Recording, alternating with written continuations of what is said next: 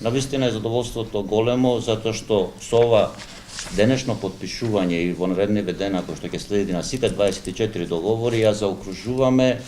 првиот повик од ИПАР-2 програмата со навистина еден голем број на склучени договори, преку 22 милиони евра средства кои што се враќаат назад во македонското стопанство, а исто така големо е задоволството за тоа што токму преку овие мерки, преку оваа програма,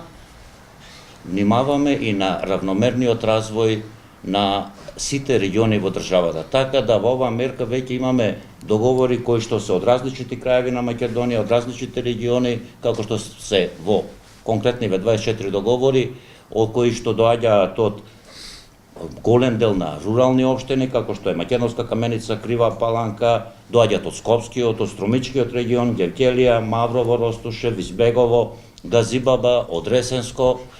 Крушево, така да навистина е задоволство што преку овие инвестиции кои што ќе бидат реализирани во руралните подрачја е добар показател дека владата, агенцијата, министерството максимално се грижиме да нашите луѓе си останат на своите огништа тука, да си започнат со своите бизниси и исто така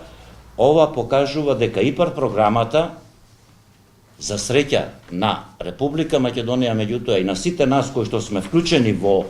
овие процеси е успешна приказна. Покажавме и докажавме во изминатиот период дека средствата кога наменски се користат и доаѓаат до вистинските корисници, секогаш даваат успех, даваат резултати. Сакам денес исто така да информирам јавноста дека во претходниот повик број 1 од 2018 во мерка 3, односно мерка која што се однесува на преработувачките капацитети, веќе конечната цифра е 65 апликации, рекордна во оваа мерка до сега, со побарани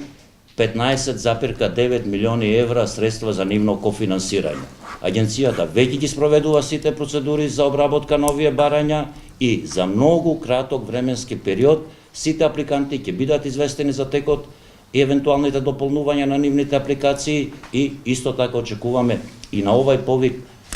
голем успех и искористување на сите расположливи средства. Ви благодарам.